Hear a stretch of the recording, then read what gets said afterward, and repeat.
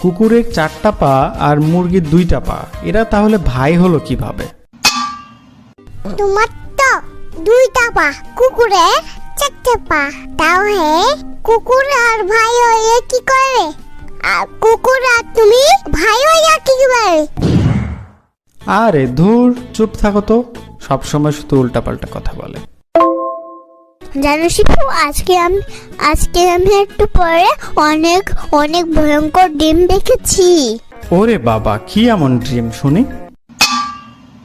একটা কুকুর আমার পায়ে কামড় দিচ্ছে, আবার হাতির দাঁত দিয়ে। কিন্তু কুকুরের তো হাতির মতো আর দাঁত থাকে না।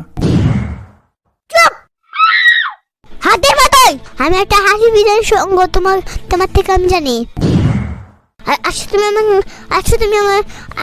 তুমি আমার সাথে মাথাব্বি করতে পাগলের দল।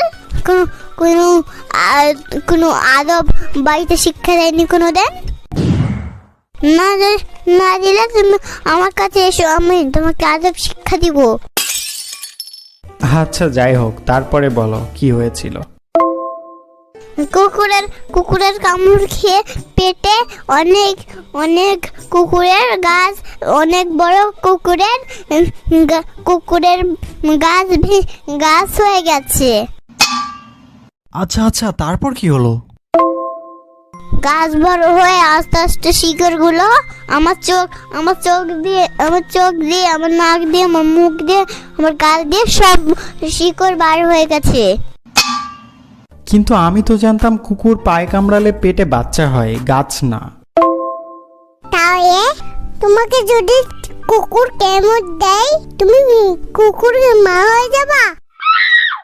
ধুর, চুপ থাকো তো, কিছু বললেও শান্তি নেই। কুকুরের মা শিফু, কুকুরের মায়ের গরু বলা, তার নাম শিখু পাগলা, শিফু পাগলা। আরে ওইটা কুকুরের মায়ের বড় গলা হবে। তুমি তো এখন একটা শিফুরের মা। শিফুরের মা মানে আবার কি? শিফু থেকে কুকুর থেকে কুর, শিফু, তাহলে শিফুর থেকে শিপ, আর কুকুর থেকে কুক, তাহলে সব মিলে হচ্ছে শিকুর। তুমি একটা শিকুর। তাহলে তুমিও একটা পুকুর। যেখানে গোসল করে সবাই, যেখানে মাছ থাকে ওটা, ওখানে